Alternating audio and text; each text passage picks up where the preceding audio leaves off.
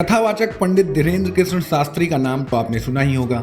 हिंदूवादी बयानों से अक्सर चर्चा में रहने वाले पंडित धीरेन्द्र कृष्ण शास्त्री हिंदुत्व के नए फायर ब्रांड प्रवक्ता के रूप में उभरे। लोगों में जितनी चर्चा उनके बयानों और चमत्कारों की रहती है, आजकल उतनी ही चर्चा उनकी शादी को लेकर उठ रही है। कुछ समय पहले तक उनका नाम एक अन्य कथावाचिका जया किशोरी जी के साथ जोड़ा जा रहा था। हालांकि जब एक न्यूज चैनल ने पंडित धीरेन्द्र कृष्ण शास्त्री से सवाल पूछा तो उन्होंने यह कहकर टाल दिया कि उन्हें अगर यह जवाब चाहिए तो उन्हें भी अर्जी लगानी पड़ेगी। अब पंडित धीरेन्द्र कृष्ण शास्त्री की शादी कब होगी या तो वह स्वयं ही जानते होंगे, लेकिन हाल ही में भजन गायिका शिवरंजनी तिवारी ने उनसे शादी करने के लिए कुछ ऐसा किया है जिसके बाद वो चर्चा में है। आइए बताते हैं आपको कौन है शिवरंजनी तिवारी और उन्होंने क्या किया है। आपको बता दें, भजन गायिका शिवरंजनी तिवारी काफी समय से चर्चा में है। शिवरंजनी भजन गाने के साथ साथ MBBS की छात्रा है। हालांकि भजन गायिका के तौर पर लोग उनको ज्यादा जानते हैं। उनके पिता बैजनाथ तिवारी की माने तो उनके परिवार का संबंध मध्य प्रदेश के सिवनी में जन्मे ब्रह्मलीन जगत गुरु स्वामी स्वरूपानंद सरस्वती महाराज जी से है।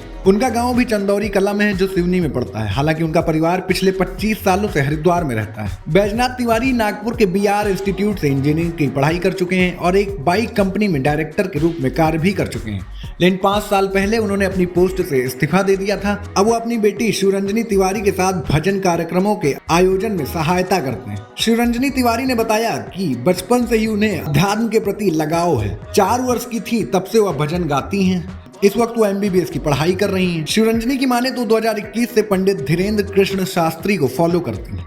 बताती हैं कि जब उन्होंने पहली बार कथा सुनी थी तभी से वो पंडित धीरेन्द्र कृष्ण शास्त्री पर अपना दिल हार बैठी थी। बागेश्वर बाबा की कैंसर हॉस्पिटल वाली बात उनको बहुत ज्यादा खुशी देती है और इसी बात से प्रभावित होकर वो पंडित धीरेन्द्र कृष्ण शास्त्री को अपना प्राणनाथ मान बैठी हैं। शिवरंजनी तिवारी उत्तराखंड के गंगोत्री से गंगा जल लेकर बागेश्वर धाम के लिए निकली हैं। जब से उन्होंने अपनी कलश यात्रा निकाली है तब से वो सुर्खियों में है। उनकी इस कलश यात्रा के पीछे उनका क्या उद्देश्य है, इसका खुलासा वह बागेश्वर धाम में 16 जून को करेंगे। आपको बता दें, भीषण गर्मी के बावजूद वो 30 से 40 किलोमीटर की यात्रा प्रतिदिन करती हैं। शिवरंजनी 6 जून को चित्रकूट धाम पहुंच गई हैं।